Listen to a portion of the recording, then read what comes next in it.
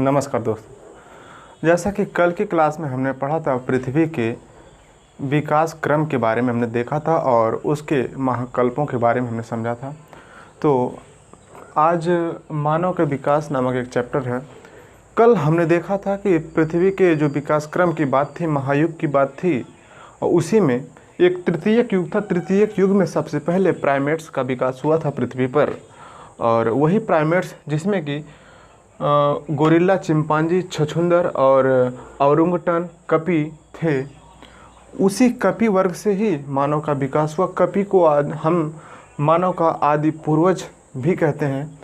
तो पहले कपी जब पृथ्वी पर आए, वो कपी रूप में ही थी, और धीरे धीरे जब उनका विकास प्रारंभ हुआ, वो पृथ्वी पर चल रहे थे और पृथ्वी पर उन्हें आवश्यकता पड़ी जब ऊंचे ऊंचे वृक्षों को या ऊंचे पौधों को खाने की, तो उन लोगों ने सबसे पहले अपने शरीर को पृथ्वी से ऊपर उठाना चाहा, और इसी ऊपर उठाने के क्रम में उन्होंने अपने पिछले पांव और अगले पांव का सहारा लिया। अब पिछले पांव को धीरे से मदद लेकर के अगले पांव को उठाते थे, और यही कारण रहा कि सबसे पहले कपी ने अपने अगले पांव का जब इस्तेमाल किया तो उसे हम हाथ की संज्ञा देने लगे।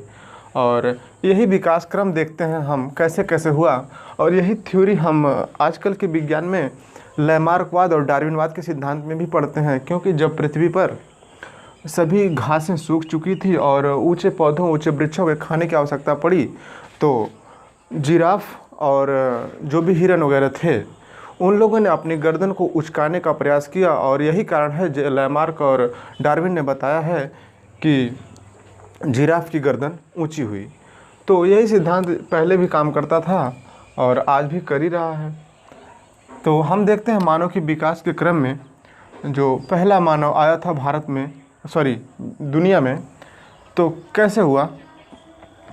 सबसे पहले प्राइमेट्स हमने जाना। ये प्राइमेट्स तृतीय युग के पैलियोसीन काल में आए थे, और ये प्राइमेट्स में कई थे, जैसे गोरिल्ला,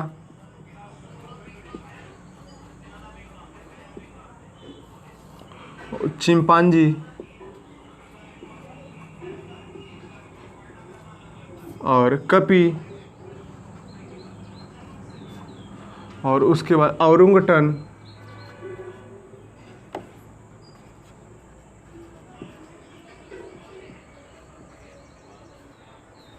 और छछूंदर।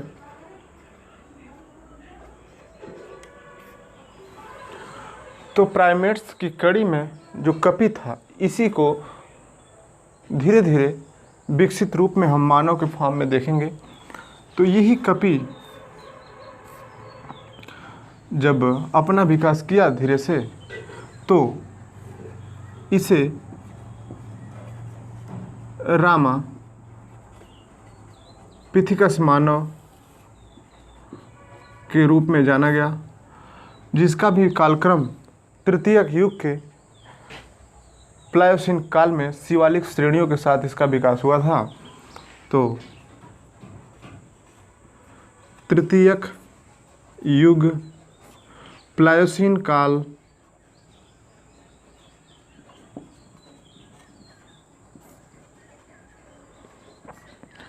में इसका विकास हुआ था, और आज से 2 से 3 करोड़ वर्ष पहले जब इसका विकास 2 से 3 करोड़ वर्ष पहले हुआ, तो ये 3 से 4 फीट लंबा हुआ करते थे और जंगलों में रहते थे। और यहीं से इसके विकास की 2 शाखाएं निकलती हैं। एक तो शाखा वो है जो मैदानी भागों में आ जाती है,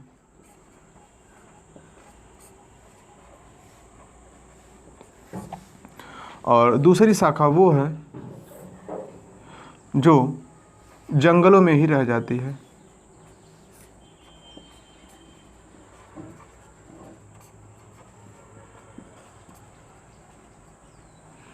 जंगलों में ही रह जाती है। मैदानी भागों में जो शाखा निकली इनकी, इन्हें हम ऑस्ट्रेलोपिथिकस के नाम से जानते हैं।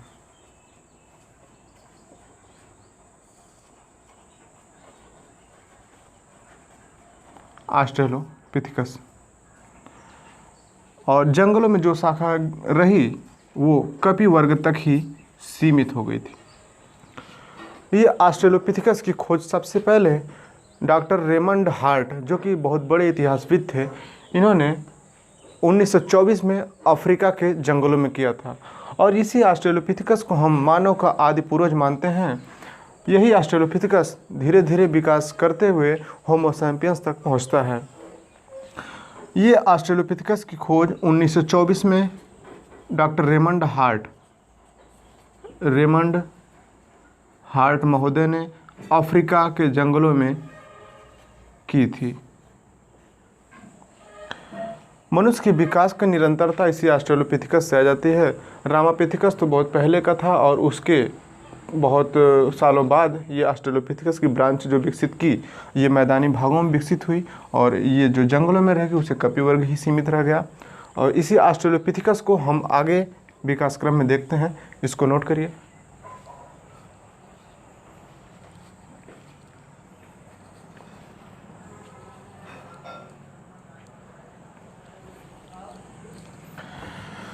तो उम्मीद करते हैं नोट कर लिया होगा, इसलिए हम अब इसको मिटा के ऑस्ट्रेलोपिथिकस से अगली शाखा के बारे में देखते हैं।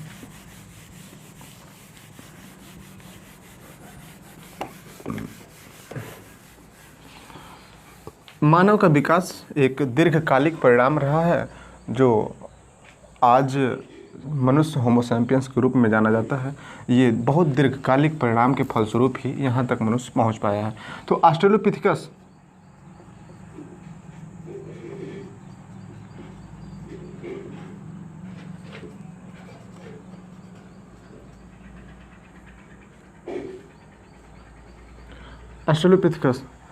ये कपि रूप में ही था, लेकिन इसका थोड़ा सा विकास कपि से थोड़ा सा ऊपर था और ये अब भी 4 पैरों पर ही चल रहा था। और इसके बाद जो इसकी अगली विकास क्रम की सीढ़ी में हम देखते हैं होमो हैबिलस मानव। होमो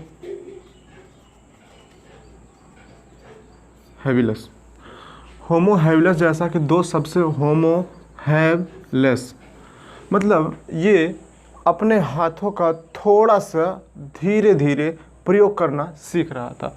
हैबिलस, होमो मतलब मनुष्य के लिए एक जाति सूचक शब्द जो कि इस्तेमाल किया जाता है, और हैव मतलब रखना, लेस मतलब कम। तो इसी से याद हो जाएगा आपको, होमो हैबिलस मतलब धीरे धीरे थोड़ा थोड़ा अपने हाथों का प्रयोग करना मानव सीख रहा था। पहली बार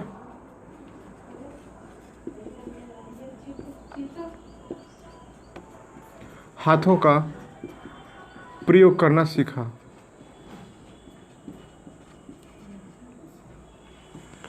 और इसके बाद एक मानव और आया था, वो खास इम्पोर्टेंट नहीं है, उसका नाम था हीडलबर्ग मानव।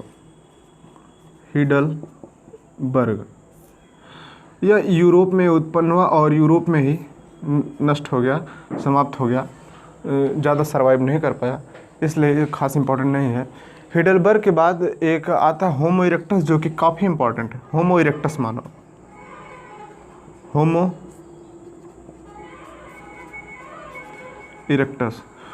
इरेक्टस वही इरेक्ट मतलब होता है सीधा करना।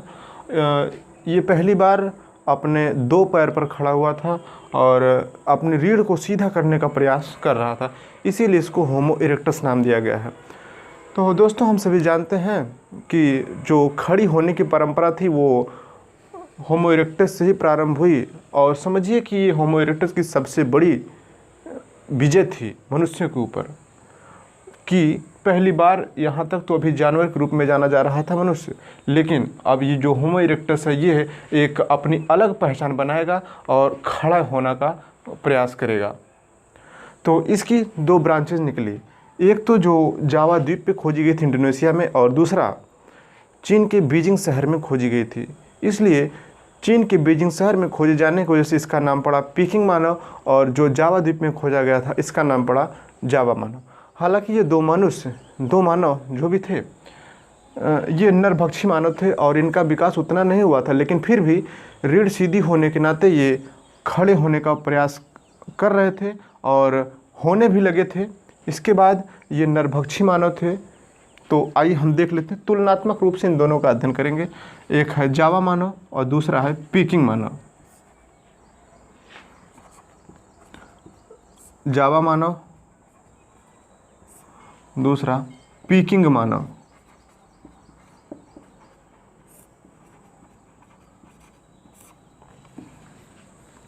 जावा मानव को पिथेकैंथ्रोपस इरेक्टस के नाम से भी जानते हैं और पीकिंग मानव को सिनेंथ्रोपस इरेक्टस नाम से भी जाना जाता है। ये लिख देते हैं इधर, पिथेकैंथ्रोपस इरेक्टस, पिथेकैंथ्रोपस इरेक्टस, और इसके बाद इसको सिनेंथ्रोपस इरेक्टस, सिनेंथ्रोपस इरेक्टस।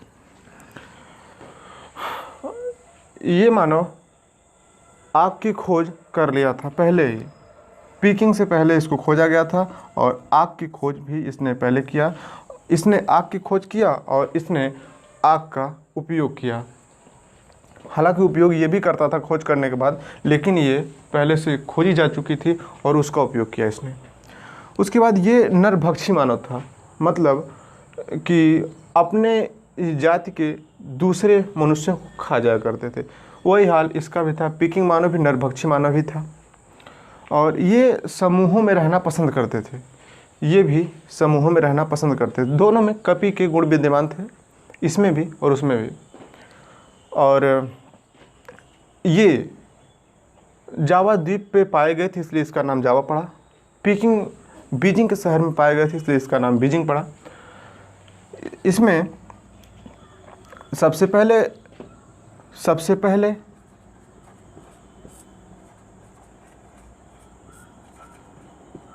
खड़ा हुआ, ये मानव सबसे पहले खड़ा हुआ और ये भी खड़ा हुआ था, लेकिन इसके बाद में इसकी रीढ़ इसकी अपेक्षाकृत कम सीधी थी, लेकिन इसकी रीढ़ अपेक्षाकृत कुछ इसकी तुलना में ज़्यादा ही सीधी थी। इस प्रकार जावा मानव और पीकिंग मानव हुए। इसके बाद होमो इरेक्टस के बाद मनुष्य के विकास का एक अगला क्रम आता है। इसको नोट करिए, उसके बाद हम अगले क्रम पर बढ़ते हैं।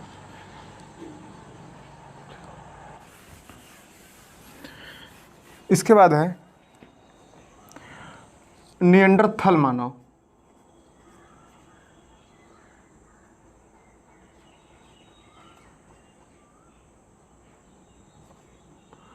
निएंडरथल मानव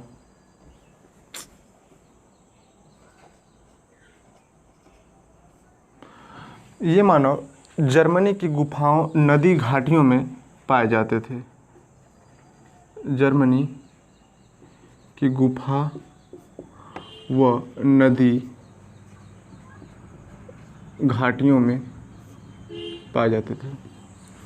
इन मानवों की सबसे बड़ी खासियत ये थी कि ये मानव समूह में तो रहते थे और साथ ही साथ इनको सांस्कृतिक कार्यक्रमों की भी जानकारी थी। ये मानव अपने ही ग्रुप में सांस्कृतिक कार्यक्रम किया करते थे।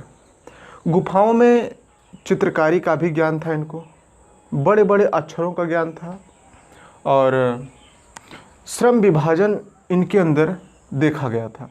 श्रम विभाजन जैसे श्रम विभाजन पहली बार निएंडरथल मानव में श्रम विभाजन देखा गया और ये श्रम विभाजन इस प्रकार का था कि जैसे पुरुष बाहर काम करते थे और महिलाएं घर के अंदर रहती थी। इस प्रकार श्रम विभाजन इसमें देखा गया। और हम जानते हैं चित्रकारी का भी ज्ञान था।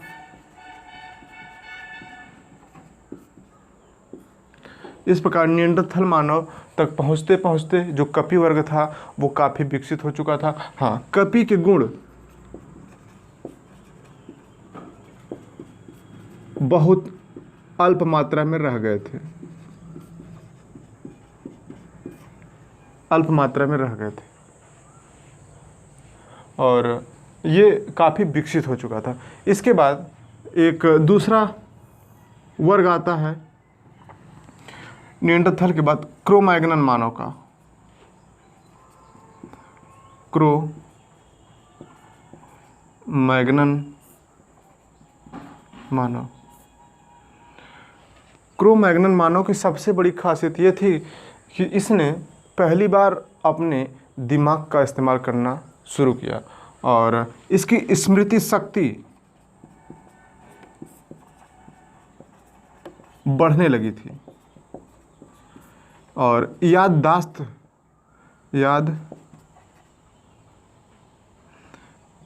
याददाश्त तीव्र होने लगी थी।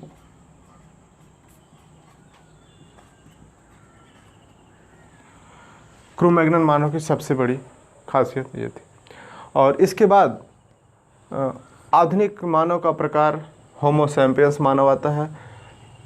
होमो सैपियंस मानव आधुनिक मानव है।